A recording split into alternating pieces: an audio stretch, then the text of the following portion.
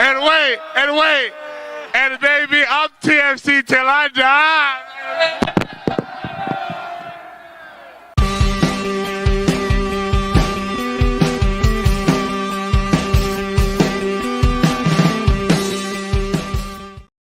Hello and welcome back to Toronto Till I Die, the Toronto FC fan show. I'm Mike Newell, and the end of the international break usually means a return to club football. Unfortunately for Toronto FC, it was a return to losing ways against an old friend at BMO Field Saturday night.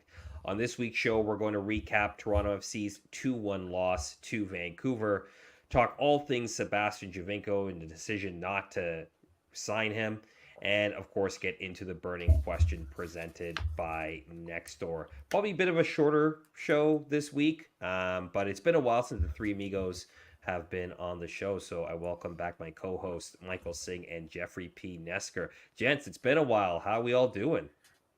I miss you boys, J-Mo? man. J-Mo? Well, J-Mo held it down, man. He held it down. Yeah, he sure did. Did that and some. Yeah. Yeah, man. How was the weekend? You guys were both of you at the game? I was going to the game, and then the Blue Jays and Red Sox decided to play a 13-inning, 4-hour game, and I was stuck at the Rogers Center until the end of it. But how did you guys get to go to it? I did see it on TV on the way home. No, I'll peel the curtain back a little bit. Like at MLS, TFC isn't a big priority right now, obviously. Don't think that's a big So they've got me, while I'm still keeping my eye on TFC. If anything like noteworthy happens, we'll write about it. But other than that, I mean, they got me watching other teams, and specifically the one that I wrote about, unfortunately, this weekend was Vancouver, and how, they're starting to emerge as potential threats here as the season winds down and they're rounding into form. I don't know if you guys caught the context of this or caught the stream or any of the background, but Vancouver's amid a 7-game road stretch right now. Mm-hmm. Yeah. And more than halfway through that road stretch, they've picked up 3 wins and 1 draw in 4 games. So they're a team that at the start of that road stretch, they only had 1 win away from BC Place all season. So you want to talk about a team, like I said, that's just rounding into form at the perfect time. It's Vancouver, and they're still to unveil and debut, or I guess they unveiled him, but debut Jeff's boy over there, Junior Hoylett, who's just waiting on the bench. They had no Sam Adekube against Toronto FC. They had no Andres Cubas, who's their designated player midfielder. They're a team that's deep. Like I said, they could be a threat here, and I hate it. I mean, I'll do better. I read your column, and I know you well enough to feel the hate coursing through that column. So yeah. I mean, it's nice to have it confirmed, because it definitely felt like some of those paragraphs were being written through gritted teeth. Nice night. Honestly, nice night at BMO, man. Like, I'm not sure how many more weather-wise we're gonna get. Aside from the usual TTC tomfoolery, like now there are buses instead of streetcars and no one knows where they go. Generally a great night. I have no idea who is playing at Budweiser. Morgan Wallers. No idea who that is. Okay. Last night. There were a lot of cowboy boots on the train. Lots. No, still don't know. I mean, anywho, good night. Generally, really great night. Tifos were amazing. You had that wonderful MB4 Oso Tifo going on down at 114. Yeah, seriously. You had the Mr. 300 Tifo going on around me in 116. You had that fantastic opening ceremony that hit you right in the feels for oh captain, our captain, and then you had the game, which was the worst part about the entire experience, easily. Can I ask about that? And just, I don't know how much information you would have about it, Mike, but what goes into, I guess, putting together a TIFO like that? We've seen some pretty special TIFOs over the years, but what goes into putting together a TIFO like that? Yeah, so it wasn't a part of this one particularly, but in general, like it does require like all the groups to work together, right? In some capacity, some more, sometimes more than others. But I think, from you have to plan that. You need enough time to do it. You need the material and the paint. That costs a lot of money. I think people realize like these things sort of go up, and everybody's like, "Hey, you should have them every week." Well, Yeah. I mean, these things cost thousands of dollars to make. Like they're not Mm-hmm. cheap, and you're literally putting it up for like 2 minutes at the most, and then it comes down, right? So, And then you got to store them. and then you got to store And them or toss them or whatever.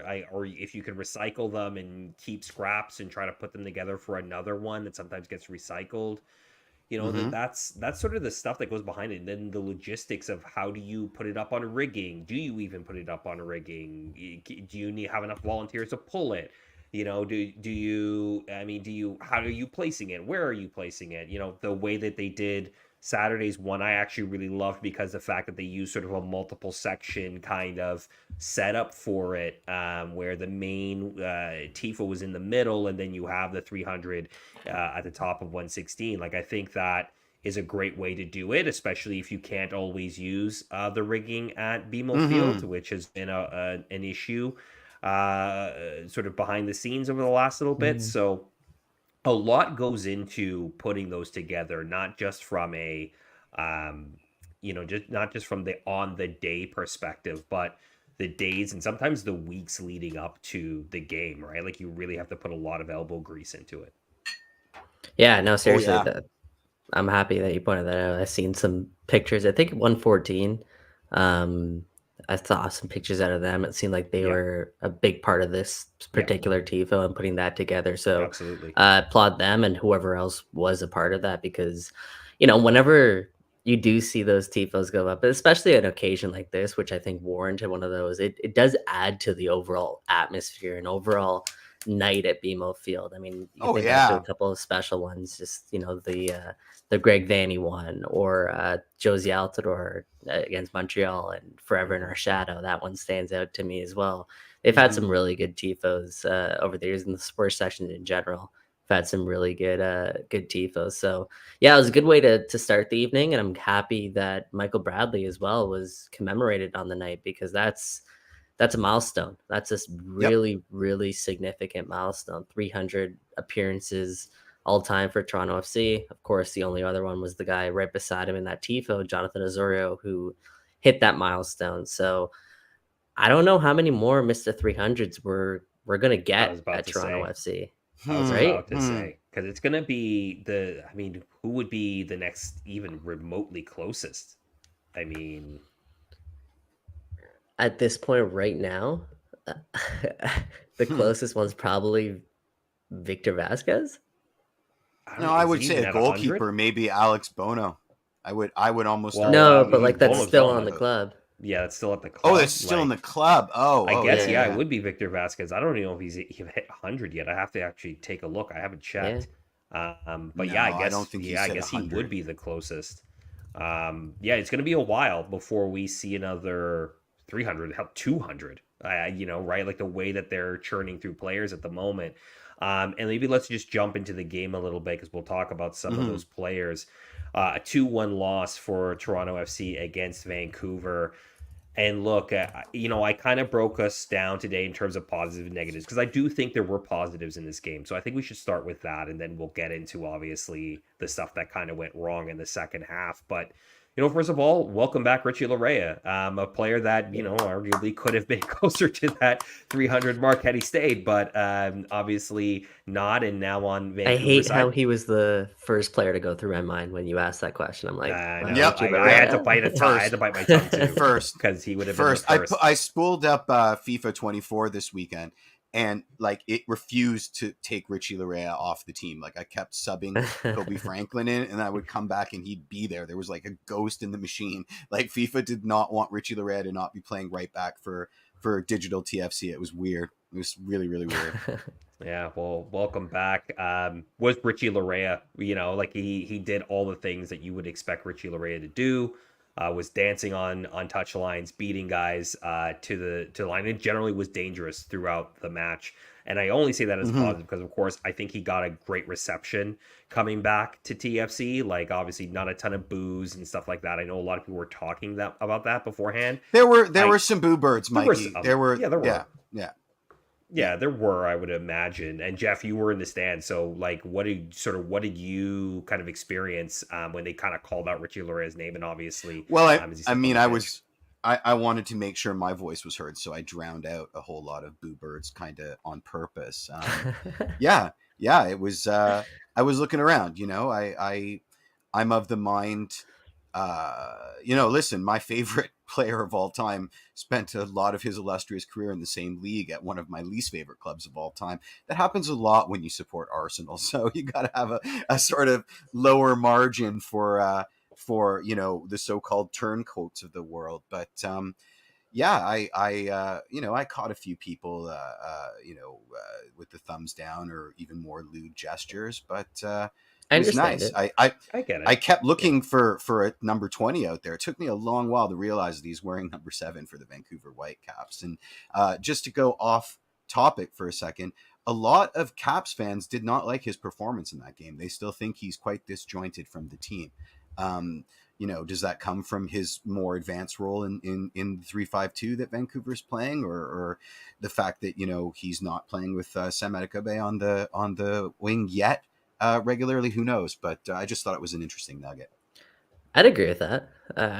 I thought there were times he tried to do too much, and I think that just naturally happens when you're playing against people that you know, and maybe people that you've burned at times in training. Like if Richie Laryea sees Lorenzo Insigne coming down to help, and Richie's like, yeah, I've seen how many times you've tried to pressure, not pass to me, yeah, and like do this like fake pressure thing where you start going towards someone and then kind of V-line elsewhere. So, but I also think on the counterpart to that is that Toronto FC players were particularly up to making sure Richie Laryea doesn't hurt them. There were a couple times where he came close, but for the most part, they held him at bay. I mean, Richie did what Richie does best. He drew a ton of fouls that game. I don't know if that was just the fact of Richie Laryea playing his regular game, because as we know, he's leading in Major League Soccer in fouls drawn. Or was it more so that Toronto FC were going to make sure that this guy, out of anybody on the pitch, doesn't beat us and make it a little bit hard on him? So yeah, I didn't think it was his best game whatsoever. And I kept on thinking to myself throughout the game, I'm like, is this guy worth a DP spot? That was kind of the lens that that was my lens throughout the game. And it was a resounding no from that performance. Yeah, but I've seen Richie Laryea a lot. And I know he's not quite at his best just yet with Vancouver. I mean, look, the first half of the season, he was Toronto FC's best player. And there's some DPs on the squad that are, they should be DPs. And if Richie Laryea was outplaying them, and if he could refine that form with Vancouver for a team, again, with a smaller budget and some ambition to really bring in some national team players and build around them ahead of 2026, he's the perfect fit. So I think it's just a matter of time before he gets going. And yeah, go ahead, Jeff. I don't know about perfect fit. I think, his game bombing down the flanks in a 4-3-3 as an attacking fullback kind of nullified by playing, as a central or as a wide midfielder in a 3-5-2. He does it for Canada. It's a different skill set. I think it's unfair to expect him to be the same player in that skill set. Certainly, I'd love to be wrong about that, but he's just so damn utility. He's got so much utility that like he should shine anywhere. You know what I mean? Yeah. Yeah, and let's just bring this in, because obviously we're talking a lot about Richie Laryea, both for the Whitecaps and for the national team. And I have this a little further down in the order, but let's bring it up because we're talking a little bit about the person that has now replaced him at TFC as a right back, who had, again, another solid game in Kobe Franklin. And it was interesting, Terry Dunfield with some comments saying that he could be pushing Richie Laryea for a spot on the 2026 men's national team roster. Wanted to get your guys' sort of thoughts on that. I mean, it's really early days. Look, Kobe Franklin has a handful of senior appearances so far, but wanted to get your thoughts. He's played so well, it being thrust into a role maybe a little earlier than they may have anticipated. I don't think it's that far-fetched. But it's 2023, so you're talking about we're kind of near the end of 2023 in terms of playing. Like, they're not making the playoffs. Yeah, right? So you're talking about 2.5 more seasons. On the roster, no. For a potential, spot on the depth chart, I could see it. Do I believe it'll happen? Probably not. Richie Laryea is still 28 years old, so it's not like Richie Laryea is he's going to be like 30, 31 at that time, which is not past your prime, I don't think, as a footballer, especially a guy like Richie Laryea who takes care of his body so incredibly well. So for me, it's tough to see. But what I'm thinking about hearing that comment, and this is no disrespect to Kobe, because like I said, I could totally see it, and he's played outstanding. What about Jaquil? Like, what happened to Jaquil? And I was thinking the same thing. Well, it's interesting because he came on in this game, right? Yeah, at right back. Yeah. And he was the guy who was a shoo-in to be on this 2026 national team roster, and to be a guy that's Canada's future right wing back, right back. But I think it speaks to, how unfortunately things just haven't gone smoothly for Jaquil and his development so far. I'll remind people he's still super young, and in 2.5 years could change a ton, and he's still growing, and his development is just different than maybe a guy like Kobe Franklin's, or maybe someone what we all expected Jaquil to be. He's still, in my opinion, going to be an unbelievable footballer, but things just haven't quite clicked for him. But it also speaks to what really is his best position. Like, I still don't know. I'll ask this. This is not necessarily on the run sheet, but I will ask because we're kind of here, and it is an interesting point. Is Jaquil at the right club right now?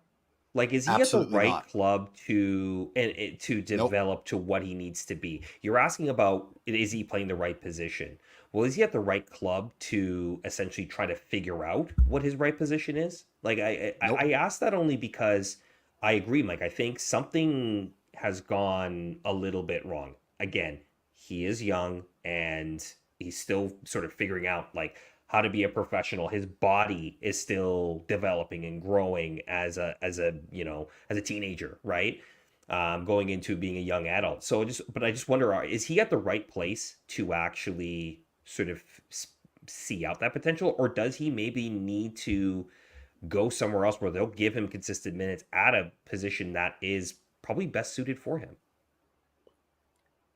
Before I answer that, it's a good question. What is his best position? What's the position that's suited for him? Ideally, based on what I've seen, it's on the right side as a winger, as a forward, or as a right-sided midfielder, right? Like, I think that's his best position, or at least maybe not best position, maybe the position he's right now most comfortable in, if that makes sense. I think, I agree. I think it's more so like a right wing back, where he's playing not necessarily in a 4 but a 5, and there is a little bit extra cover there behind him, because he's not quite there defensively obviously yet, and he's still, like I said, growing, and that's a position he just started learning last year, at least specifically from the defensive side of things. But he reads the game so well, and the flip side to that is I really haven't seen much in the final third from Jaquil yet, which is a little bit eyebrow raising at this point, because we saw so much from him in that department coming through the TFC's academy ranks. But it's a different game, different pace of play. And like I said, he's just 18, 19 years old still. Yeah. So still a ton of time in front of him. Is he at the right club? We'll see now at this point, because I think the club that was and the club that's going to come is going to be two different things. I think, especially with Jason Hernandez as general manager, John Herman coming in, who we know is very keen on Canadian players. Terry Dunfield is still going to be on the staff. We know just how much Terry Dunfield has had a hand in TFC's academy, and how much he's had a hand in a lot of these kids coming through the the ranks, including Jaquil. So Yep. Is he at the right club at this point? I think moving forward, I hope so at least. In the past, absolutely not. I don't think he was treated in the best way possible. I don't think they've developed him in the best way possible. And obviously you have a huge injury setback, which really did, mess with him a little bit here and did affect his trajectory a little bit. But I think there's still more to come. And I think it will be at Toronto FC. Yeah. And it's interesting because obviously you have Jaquil in the development path, but then you have Kobe, who's sort of not a little bit older, fair enough, but developed in a way that now he is a reliable senior team starter. You're basically penciling him at right back every week. So it's just interesting to see how that dynamic goes in terms of development. Sometimes it's on the player, sometimes it's on the club. But it's interesting to see the two paths and see how these guys are developing at this point in their career. Although it being very, very young. Jeff, sorry, I know you want to go. Well, I mean, I've been waiting. Thank you for the excuse to get this in. But speaking as someone who only today read the first 3 chapters of Inverting the Pyramid and is now an expert. You're on that train. I would say this. Listen, if it was up to me, I would give JMR room to recapture his attacking nous and take away defensive responsibilities, because the simplest Occam's razor, the simplest explanation for this is that we're overloading the kid. It's just at a too high a level. He's got to get something back. We've seen his attacking spark in the past. Stop complicating matters for the kid. Put him up front. Let him get comfortable. Let him find his game there. And then if you want to, start piling on the defensive responsibilities. But I think that's been our big problem with this, is that nobody's recognized, because when you lay it out, it just seems so simple. Like, I don't want to say my arrogant supposition is the truth, but I mean, at a certain point, the simplest path, the straightest line is the easiest route. And let's be honest too, as soon as we trade him to Nashville, as Andre's saying, he's gonna blow up. Exactly. He needs to go to Nashville. He needs to go to Nashville. It's simple. Joke will never die. Yeah, absolutely.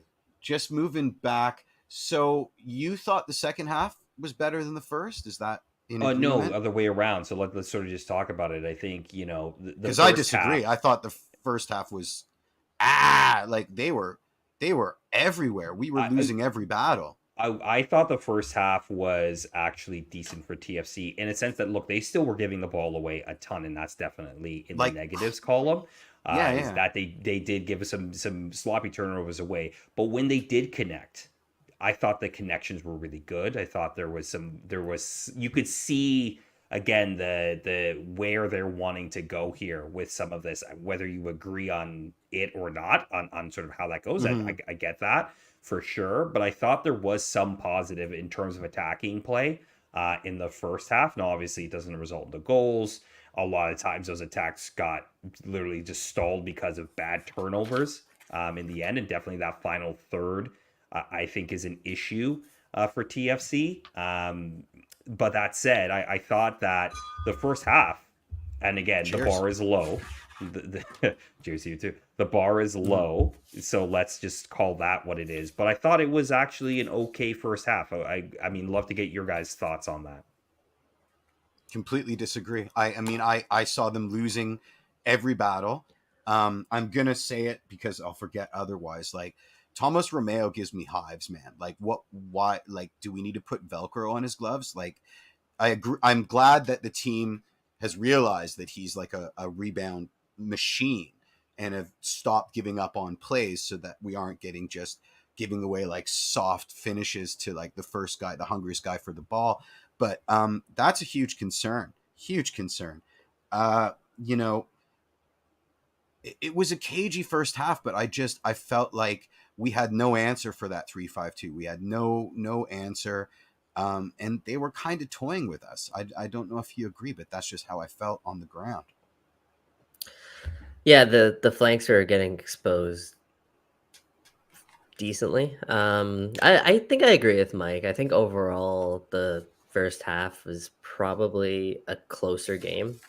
And then when TFC went ahead, which, by the way, a great goal. It's on the notes. Yeah, absolutely. Yeah, I mean, just quickly, like, great ball by Lorenzo Insigne, obviously, weighted perfectly first time. That's why you bought the guy. And for moments like that, and we got to give credit to the run, because as we know, the run determines the pass. If DeAndre Kerr isn't making that run, isn't timing the run the way that he does, there's no ball to be played there. So DeAndre Kerr does well to make the run there.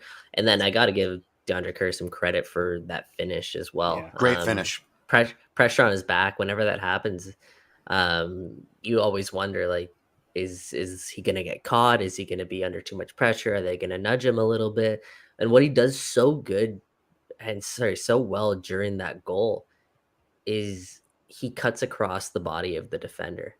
And when your defender is tracking back, it's 1-on-1 as a striker. That's you cut across Josie. the defender. That's probably exactly. Josie did that all the 100%. time. 100%. That's such a good Let show. their own inertia work against them. Absolutely, 100%. Yeah. So you cut off that angle for the defender, and he absorbs the contact, and he's still able to have the composure to slot that home. And that's a number 9's finish. That's all I can really say about that's a number 9's finish. Yes, so DeAndre Kerr, very big positive there. After that, though, things quickly unraveled. And I think the rest of the game, while TFC, we're still in it, it really didn't feel like they were in it, even though the game was just 2-1, if that makes sense. No, it does, because if you look at the statistics of that game, like, although we dominate possession almost at 60%, we're like 58% around that. All the major stats in terms of shots on goal, I think we created more chances, but I think the XG battle went to Vancouver.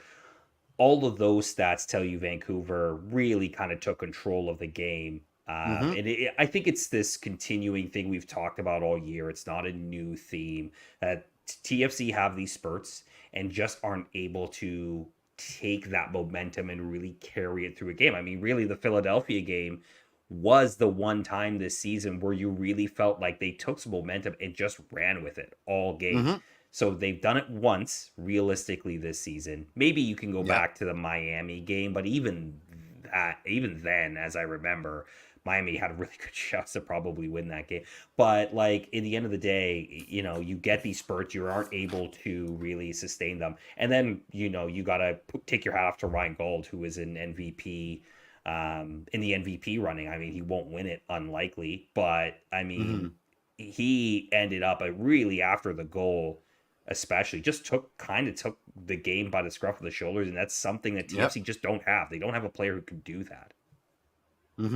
It's so interesting. I mean, I guess TFC haven't won 2 in a row since last August. That's accurate. That's valid. Every time you think you've seen the worst TFC stat, and as the sun rises and another one comes out of the woodwork, and you're like, yikes. I'm just gonna say it, like, this Vanny ball 352. Doesn't it remind you of Vanny Sartini? Oh, that's really good. Doesn't Vanny Ball 2023 remind you of Vanny Ball 2017? Doesn't his 352 do all the things that ours used to do?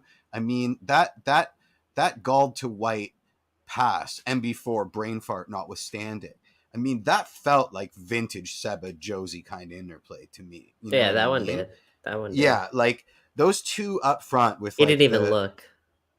Yeah, he didn't even look. He knew Brian White was making that run. Yeah. I mean, I've missed 2 up front.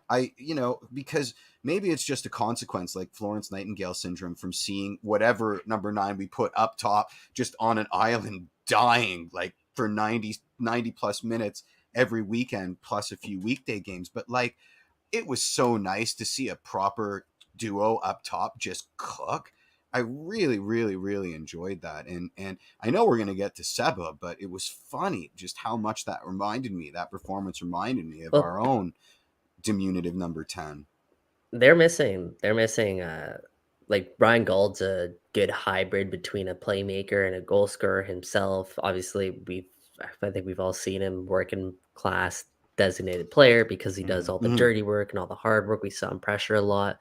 They're missing a guy like Victor Vasquez in that team that could really, pull some strings there. And maybe Junior Hoylett is there. Yeah. Victor I Vasquez can't think of a better. Yeah. Yeah. But yeah, no, I gotta admit, man, they're a fun and exciting team, and especially with their core of Canadian talent, and you add in Brian White rounding into form and Ryan Gold as well right behind him. Like, it's a great thing they got rid of Sergio Cordova, because now Brian White knows he's the guy up top, and he's been just an incredible acquisition. Just, I think, 550,000 in allocation money it costs from the Red Bulls a few seasons back, and now he's looking like $1 million player.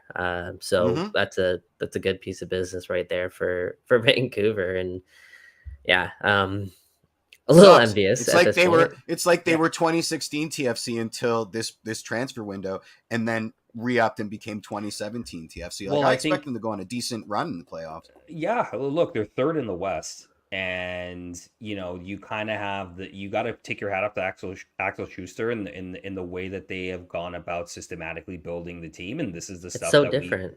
It's the stuff we've been talking about all year, Mike. Right, like this idea of like you build the cart first, then you go get the horses, right? And that's what they're doing right now.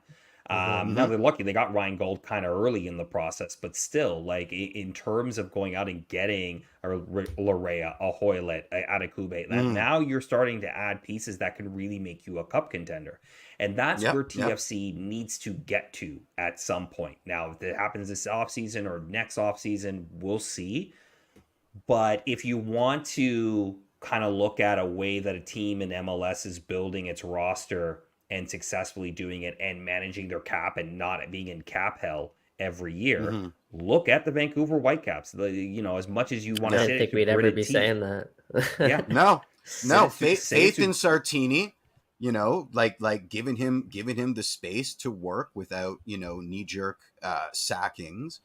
Damn, I completely lost my point. Well, no, I know where you're going, right? Like the idea of just like giving him the opportunity to, like you said, like give them the time to cook, believe in the plans, have a plan, right? Then, execute and stick with that plan. That's what Vancouver is for the most part done, right? And yeah, okay, there's some misses here and there in terms of signing, like Cordova, like you mentioned, is a miss, but at the same time, you have definitely gone through the MLS market to find a guy like a Tristan Blackman, who I can't believe LAFC just let go like that, right? He was superfluous, and his form was dipping like crazy too for them.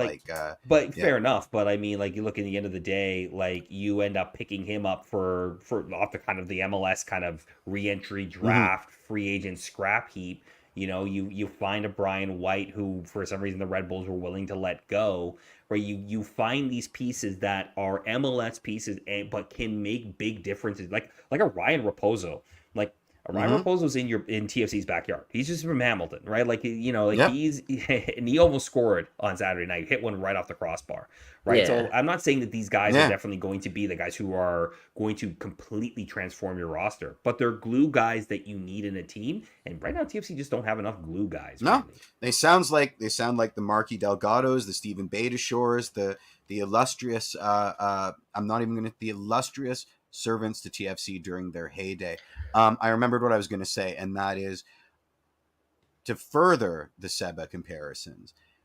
Ryan Gould's courtship, very similar to Seba's courtship. Ryan Gould's attitude about continuing to play in Europe, his search for minutes with his team at the time, very, very similar. The fact that, they're putting the Portuguese-speaking players as Ryan Gould's roommates so he can keep his language skills up. Reminds me of a certain diminutive Italian with certain members of the team that spoke Italian at the time. As much as we like to say the league has changed, it seems the best way to recruit your DPs is to go for those sad sack cases that have a bit of a chip on their shoulder because their European careers, they're baked enough that they're tactically astute and they can come in here and be the guy because they wanted it so badly in their last port of call that we offered them the ability to do it. It's food for thought, but it's fascinating to me how much they're similar. Yeah, absolutely. Yeah, that's a good point. That's one thing. Just wrapped up. Just want to reel it back a little bit. Vancouver having the best season in their franchise's history, and I tip my hat off to them. I just want to reiterate. I know you guys know this, but they're nowhere close to 2017 TFC. As much as we are drawing parallels, come on, different level, different universe. We're talking about the only team to ever win the treble. Let's not forget that. No. I don't think I'm yeah. saying that they're 2017 TFC. I'm just saying like as a way to build a blueprint to how to build a roster before you start getting all the big guns into your team, right? Like that's a way you can go about it in today's MLS. I think sometimes we get stuck in 2017 too much. Although it was a great time, but I love the time. It was there. It was awesome. Drank all the champagne. It was great. We got to start thinking in 2023 MLS because that the way that things were done in 2017 not the same anymore. Yep. And I think that's sort of something that Jason Hernandez is going to be charged with in this offseason. Let's quickly get into the TFC's next game. It is against Miami in Miami. So Messi. Are we Messi clearly just not going to talk about Michael Bradley on the second goal? Because I am all for not discussing it at all. Well, look, in the end of the day, his audio cut, so he'll be back. But Michael Bradley playing center back. I mean, we kind of know what this story is, right? Like, you know, he is great at some things at center back in terms of having the ball to feed and being able to distribute. But there are glaring deficiencies in the air. That's not his. That's not his game. Not his bag. No, it's not his bag, and he lost the run of Brian White. And Ryan Gauld, as Mike said, whipped that ball in, not looking, knowing exactly what was going to happen. So, I mean, he goofed, obviously, clearly, but he was clearly ball watching and lost Brian White's run in behind. Yep, absolutely. All right, enough said on that one, I think. Yeah, I think so. And look, again, like I said, TFC go to Miami, have to play Miami in Miami. And Messi and Jordi Alba were rested in this weekend's game against Atlanta. Now, they did lose 5-2 to Atlanta.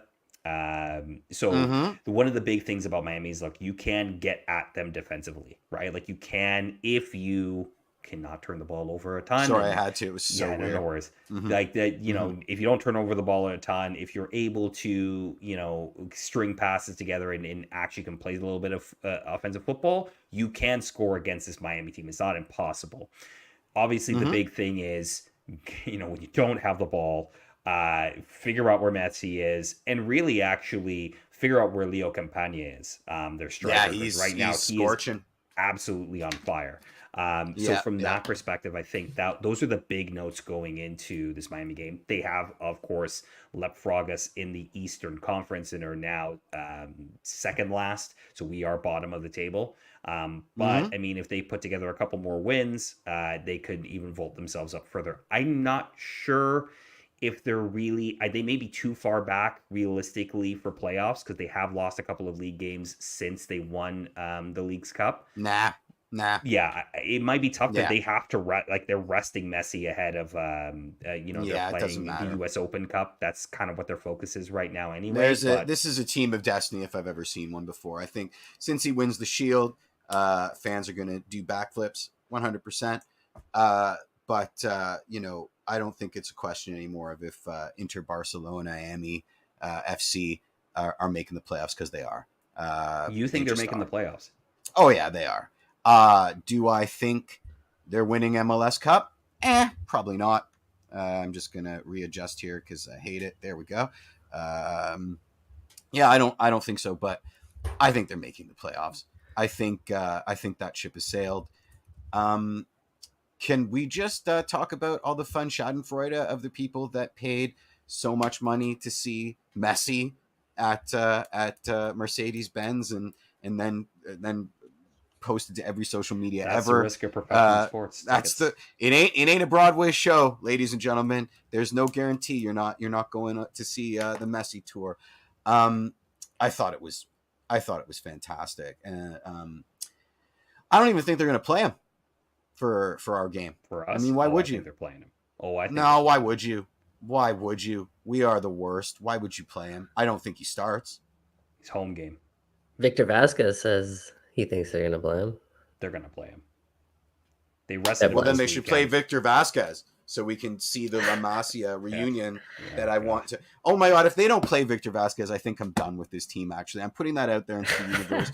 And not just 10 garbage minutes. I want a proper VV versus LM duel. I want to see it, and hugs. If it was if everything was equal, let's not kid ourselves. This would be absolutely the game that they'd be resting Messi. However, the only reason why he didn't play over the weekend was because, well, he's coming off a long stretch of games, and I think he was a little banged up even when he went on international duty with Argentina. And then coming back to Atlanta, you're playing on turf, right? That's the biggest, I think, reason. So if everything was equal, this would be a rest game for Lionel Messi, because TFC are kind of at that point right now. They're coming off a Saturday game. They're playing again midweek. So that's kind of where things stand heading into this one. I mean, I'm not optimistic at all about TFC's chances. I'm not optimistic at all. Absolutely zero. Well, I was saying, Mike, was like, look, if they can string some passes together, you can get at this Miami defense. Like, you can. The issue is you got to be able to string passes together without giving it away. I'm not sure TFC are quite there yet. Yeah, I mean, Miami has. I love this comment, Alex. I love it. VVLM will be the best duel over the least kilometers in MLS ever. Bring it. Let them just do cool tricks like they're warming up, like Maradona in the World Cup, and just stand in the center of the pitch and out dribble each other. It would be fantastic. I know, Mike, you mentioned Leo Campagna, but another guy I want to highlight for you guys out there is Farias, Facundo Farias. When I say baller, like, this guy is so good. I think aside from Messi, I think he's my favorite player in MLS to watch. Wow, you heard it here first. 21 years old. They just bought him for, I think, $5 million out of Argentina. They made him an under 22 initiative signing. So I just want to highlight that when you're looking at quality of under 22 initiative signings, this is someone that you could have on your team if you get this right. It's a roster mechanism, and in my opinion, this guy's DP quality in Major League Soccer. Wow. And I think if he wants to, if his ambition is to go back overseas, go to Europe, I think Miami's going to get at least double for him in a couple of years. This guy is the real deal. Is there still time to get your Messi shirt changed to one of his shirts instead, and then we'll have an entirely I wouldn't dialogue. do that. I would not do another team's jersey unless it was Lionel Messi, and because of my love for Major League Soccer. Soccer, absolutely. Thankfully, I'm not in that crisis dilemma of which jersey am I going to wear, because Messi hasn't arrived as yet, guys. So MLS store, if you're watching. Where's my Messi jersey, man? Well, you know what they're doing? They're putting his name on kits that he never wore from the first few Miami years that they've got dead stock of, and just selling them to idiots at the stadium. Anybody that wants a Messi kit, that's fantastic. It's absolutely fantastic. You love to get a dead stock. Great way to get rid of dead stock. All right. So speaking of dead stock, the Harlequin kit is 40% off. If anybody wants that monstrosity, I will pay $20 for it. The black and white Harlequin, city kit. The away kit, the away kit. Oh, the away kit, 40% off. We're getting a new one next year. Yeah, it was 40% off at this game. I will pay a crisp $20 bill for it, but that is as high as I will go. Are you listening? Fair enough. All right, guys, let's jump into the debate that seemed to be much bigger than actually the game we played on Saturday. I've had roster freeze deadline was on Friday, this past Friday. Lots of opinions. I've been saving Richard's comments since the beginning. Well, yeah, we know. Keep wondering. Well, we know because he's not, at least not right now. Sebastian Giovinco could have been signed before Friday, and a lot of thought was that he would be, as he's been training alone at the training facilities and then with the team for the last week and a half or so, about 2 weeks. But Friday came and went, and no signing. So Sebastian Giovinco remains a free agent, though I believe is still training with Toronto FC this week. My favorite tweet of the week. I want to just open it to you guys. Like, go ahead, Jeff. Did you all read the tweet where I can't remember what it was, but he said, "I think TFC actually sold Seba a gym membership instead." I thought that tweet was delicious. Well, hey, he's got a nice little gym. What do you guys think? Are you for or against this? Yeah. Two things, Mikey. I got a question for you, Mikey Singh. We all know GAM expires. You have a certain measure of 2023 GAM that does not, if you don't spend it, it does not carry over like your cell phone minutes into 2024, correct? Yes? Correct. No? Your 2023 GAM, yes, correct. In your esteemed opinion, in your educated opinion, does TFC have any GAM left, or is it all been spent at this point of the 2023 specific GAM? They don't have much, but they had room to bring in Giovinco based on what he was asking. Yeah. Okay. All right. Last question, because it's been bandied about, and don't answer if you don't want to. But was the sticking issue that Seba and his camp wanted 2024 rolled in to 2023, or is that too simple of a narrative? So I heard that he did want 2024 as well, but I don't think that was the sticking point. I think it's a culmination of all of those factors. Because if they were going to give him 2024 as well, they would have needed to seen what he can do in 2023, and just he's just not quite at that point yet. So could they have signed him to just a contract for 2023? Perhaps they could have got that done, but as Terry Dunfield kind of illustrated after the game, before the game, when asked about Seba, I mean, it's going to take him a couple weeks to get up to the point where he's game ready. Okay. And, they see this stuff in training, they're really easing him along. And this is a guy who hasn't played competitive football in 2 years. And even then, it wasn't like he was playing consistently because he's battling a bunch of injuries and whatnot. So they see what he's doing in training. So he's not quite at the level fitness wise. Probably not up to speed when it comes to his touch, coming up to speed when it comes to reading the game at the pace that he's used to reading the game. So a lot of different things, obviously. Now, could they have signed him, had him ready for October 1st, let's say? Sure. Maybe roll him out for the last game of the season. But at that point, like roll him out. What are we doing? Literally, that's what you're doing at that point. What's the point out of that? So I think the way that Terry Dunfield kind of illustrated it is, Sebastian Giovinco has a legacy here in Toronto that is unmatched, unparalleled when it comes to what he was as a player on the field. He's the best player in club history. Why would you want to not name Victor rush anything, rush him back in order to just have him, on the field for one time? So throughout this whole process, I think the plan was always to see where he was at, and he just simply wasn't quite at the level. Now, you leave the door open, though, because you're still not sure of exactly what Sebastian Giovinco quite is yet. I'm sure they've seen some glimpses of him being, a guy. We'll say he's a guy for now. He's not the guy anymore, but he's a guy on the team that could potentially be a piece off the bench, could potentially be a good positive presence now in the locker room, positive presence around the training grounds, just positive presence around the club. Like he could be that.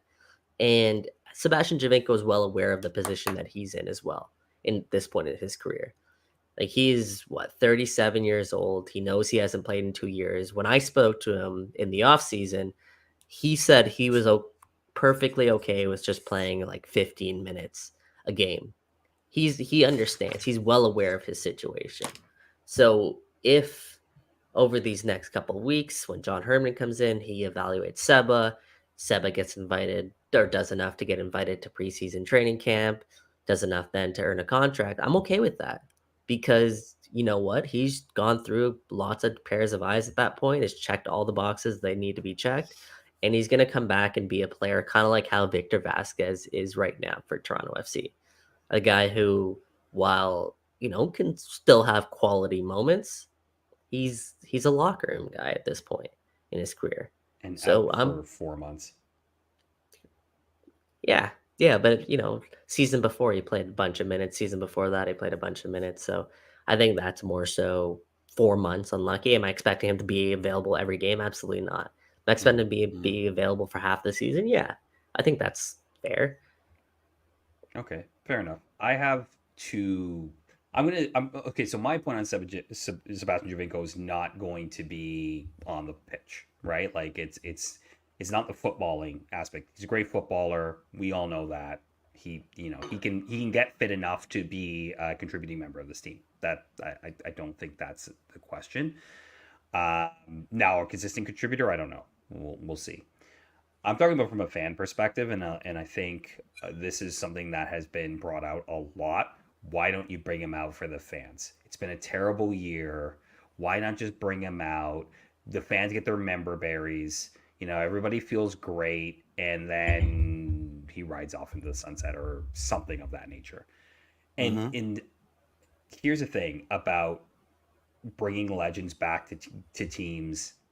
Yeah, keep going. Well, very, very good point from Andre. But I'll also say that there's a thing about nostalgia that I think we need to be careful at this club. Andre actually brought up a part of that there with Josie, but I will use Seba specifically in this case, and I'll actually bring in another Toronto sports legend where we tried this with and didn't work out, and it's Doug Gilmour. Okay, Leafs fans, you'll know. That's an exception. Exception, yes, but I'm using it as an illustrative point. Okay, you can bring back a legend to a team, but 9 times out of 10, it doesn't go well. Now, Doug Gilmour, of course, gets on the ice for 15 seconds and blew out his knee.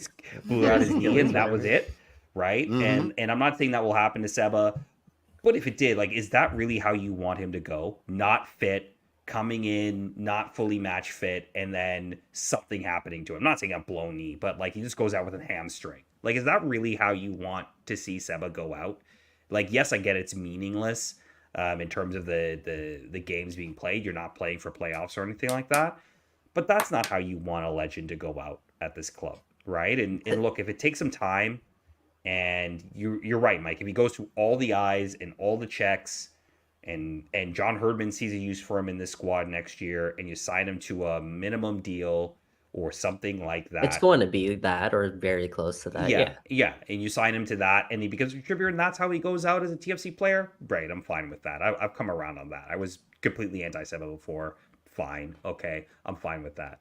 But I think this whole, like, sign him for 7 games and, let the fans have their moment. Like, I understand that, but I also think it wouldn't be the moment that they think it was. No, it wouldn't be. And I think if you let him get him fully fit in the offseason, let him work out, let him get ready, and then he comes on in March next year or April when we have a home game, then I think it means a little bit more. Jeff, I know you got a lot to say, so go ahead. I don't have a lot to say about this. I think it's ridiculous. This was the perfect. He's not. I mean, you see comments. Well, of course, he's better than everybody we've got. Yeah, if it was 2015. Yeah, exactly. Yeah. Of course he isn't. So let's just you're saying, do you want it to end that way for Seba? Well, there's a very good chance it will. So let's do it without consequence. Let's do it without distracting from a rebuild that's going to suck in 2024. This was the perfect time to do it, And I would argue that even with he's not ready for 2-3 weeks, there's a disconnect between what the club was doing and what we thought they were doing and everybody had an opinion, and they were almost two polar opposites. Is he coming back for the dog and pony show to get the ceremony and wear the jersey and the fireworks and then wheel him off, as you so eloquently put? Or is he coming back to be competitive when he hasn't played competitively in 2 years? And forgive me, but I mean, there's been enough time to value this guy, right? And he hasn't made the grade. So what's to suggest he's going to later, once the moon aligns, and he's even older, he's going to be better for the 15 minutes here and there. This was perfect. Beyond that, they had to do it because they put it out into the universe, and they didn't.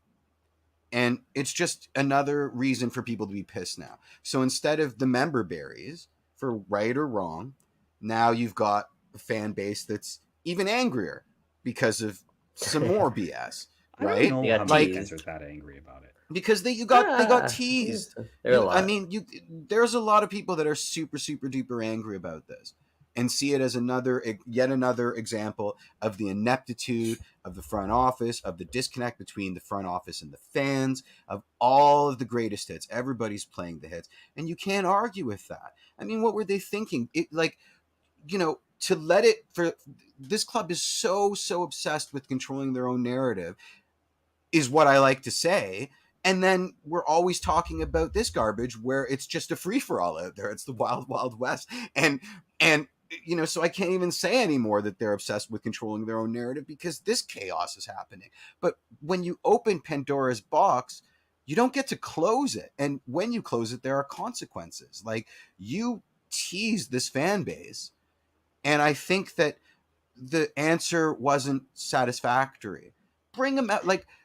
Bring him out for the one game and you're done. That's all this was ever going to be. He's not the answer. He's not a 2024 player for myriad reasons. Most of all, the fact that he's 37 years old. He's not Messi. It's not going to get any better. He's not playing 15 minutes here and there and everywhere towards our 2024 campaign. He's non-essential. This was about retiring as a Red, so it should have happened. Happened. Jeff, whether it was one game or seven. But Jeff, these are the same thing I said about Victor Vasquez. And Victor Vasquez is not. And I tuned it out because I don't care. No, but that's what I'm saying, right? Like 37-year-old, 36, 37-year-old. Yes, okay, he played a lot more 100%. minutes than Sebastian Giovinco the season before. Absolutely. But that's what I mean, right? And this is what I mean when I said earlier about how we get stuck in 2017 a little too much. I see your point, but I counter. How good did this team look for VV's 10-minute cameo at the end of that woeful game? He immediately added a spark to the team. He immediately upped the intelligence of that team by levels, like exponentially, So, yeah, obviously not the best, but every team needs a Benoit Cheroux. And if it's between La Masia boy and Sebastian Giovinco for that role next year, using assets that should be used for a rebuild, not member berries. Once again, my choice is VV. 10 out of 10 times. That's my thing, though. It's not really assets. Like, you're giving up one roster spot on a spot of 30. Where an international roster spot. No, not even, because you have the extra 3 because you're a Canadian team and Sebastian Giovinco. Are we talking about this or next year? 2024? We're talking about 2024? Okay. Both. Because he would qualify as like one of those additional 3 that TFC teams get, or Canadian teams get, sorry, and TFC have only used one of those slots. So next year they're going to have more players that are eligible. So next year maybe, but then you could have 10 internationals as opposed to 7. And I'm not sure this team actually gets to 10 internationals come the end of it. But just last thing for me on the Seba thing, which is why the frustration, I think, from fans and the desire to see him back with Toronto FC, I think a lot of it stems from kind of what you were touching on there, Mike. And it's about the proper way to send off club legends. Yeah. And we know kind of what went down at the end of 2018 there, and whether or not you want to blame the club, whether or not you want to blame Sebastian Giovinco, wherever you want to put the blame on that front. Andrea D'Amico. Whatever it is. The exit was messy, right? Yeah. And I knew he came back, and yeah, sure, fans applauded him while he was in the stands. He got that little moment, but still, it's not, especially when a guy still has some left to give. And at that point, for sure, in his career, he had a lot left to give. And I think even when he just finished from Saudi there, I still think he had some left in the tank to give. Maybe not DP level, but he had something left in the tank there. So when you're not giving someone that proper exit, there always is going to be a burning desire from the fan base, especially when your club goes through rough times, to, want to rekindle some of that, whether or not, it's, some people believe he can still be that player, whether or not it's just because you want some closure on the situation. But I think that's where a lot of the desire kind of stems from. Now, will fans be happy, content with Sebastian Giovinco coming back and playing 10 minutes every other game? Will Sebastian Giovinco be happy with Sebastian Giovinco coming back playing 10 minutes every other game? Or are we all, or us here, are we underestimating Sebastian Giovinco in the fact that maybe he can refine a little bit of form, be better than what we're guessing that he'll be? Because the truth is, I've seen glimpses of him in training, but no one else aside from Toronto FC have seen what Sebastian Giovinco can actually do over these last 2 seasons. So for us to actually evaluate it, we're just speculating here. I mean, it's what we do on the show anyways, but we're just speculating here. So there's no one better, I guess, to judge that than Toronto FC at this point. Now, do we trust them to evaluate player talent? That's a different conversation, but 100%. We'll see. Well, let's transition. We've given our thoughts. You gave your thoughts in the burning question. So we'll transition to that, and we'll get some of what you were thinking in this week's burning question. Let's.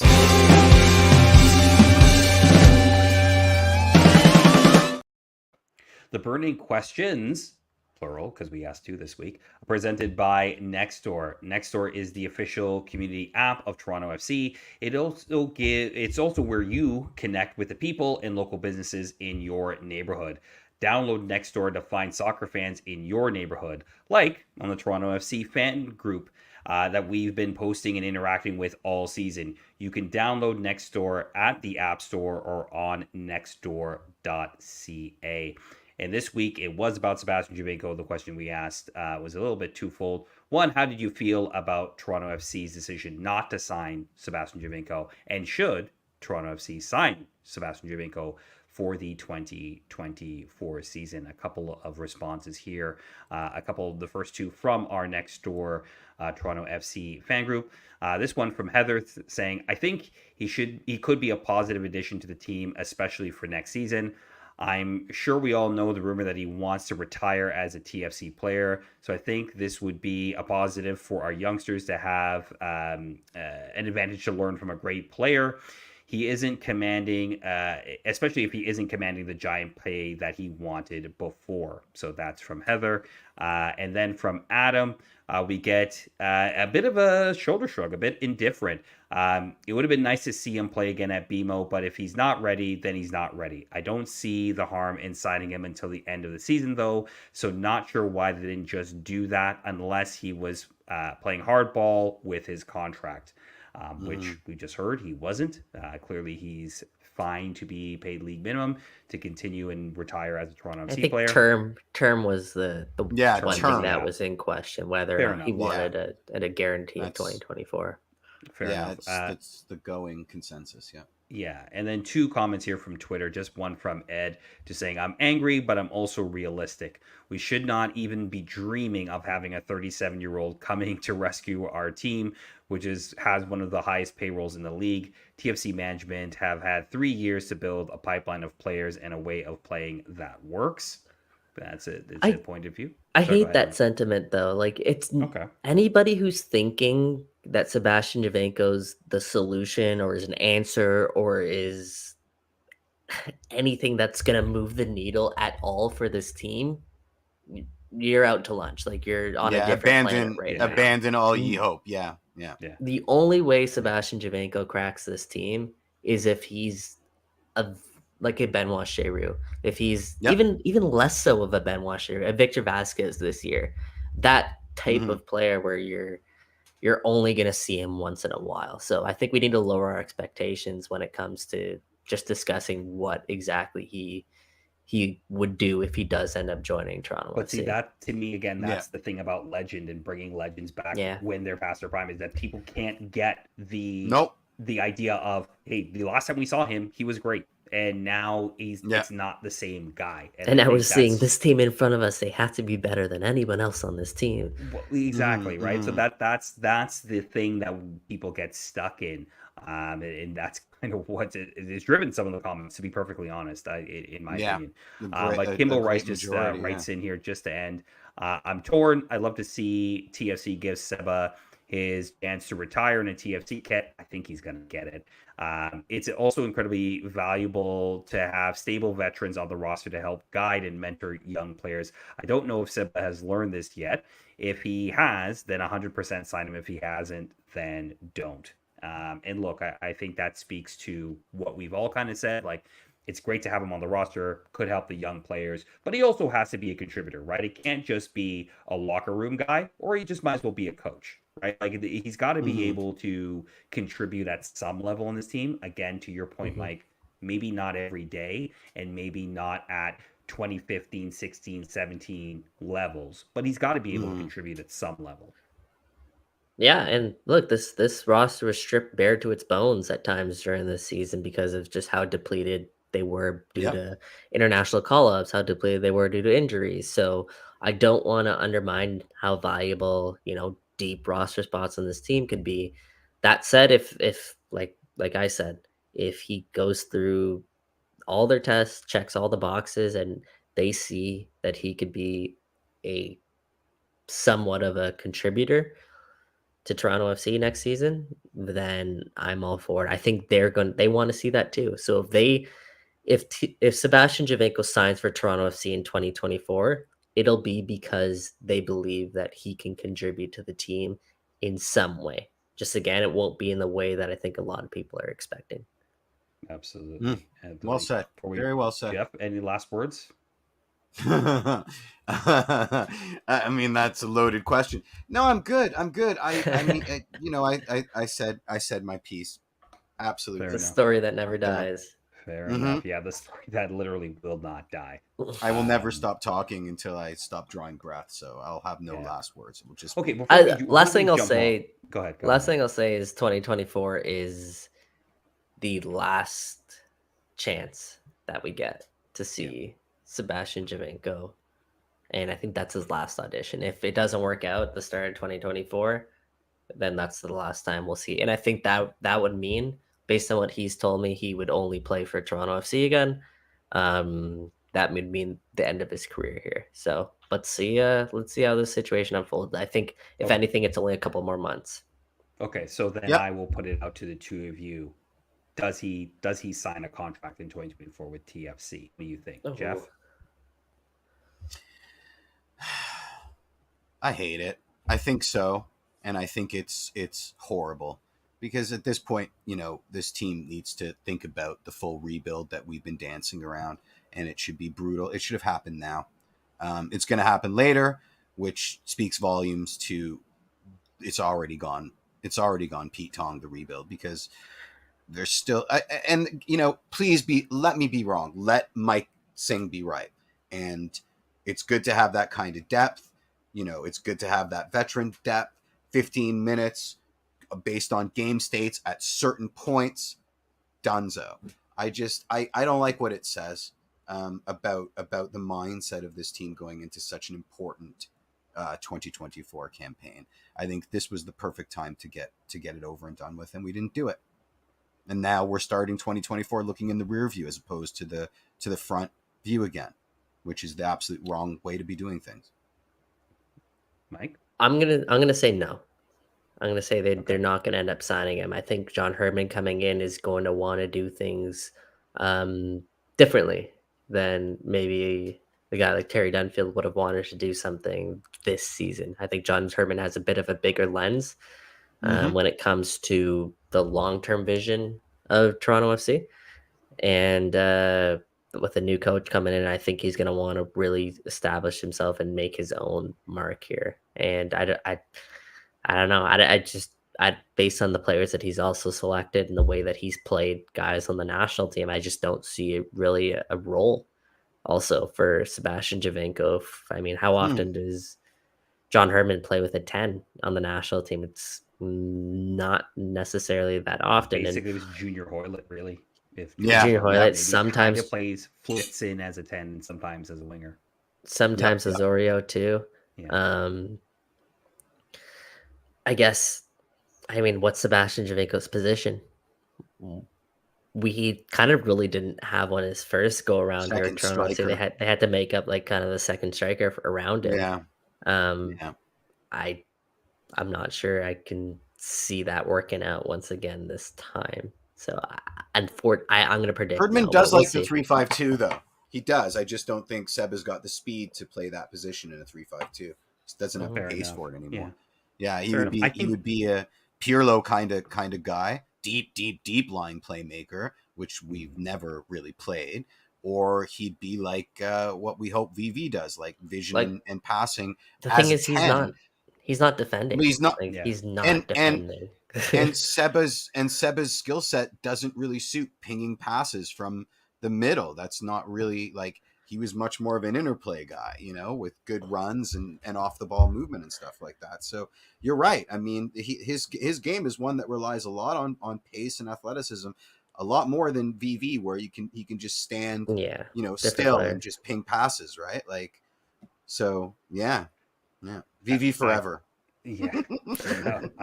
I think they signed him, and I'm not sure this is fully going to be Herdman or Jason Hernandez's full choice. I mean, you still have a club president who, still will have a say in how some players get signed. Now, some of that is going to be diluted by the fact that, he is putting more pieces in place for those footballing decisions to be made.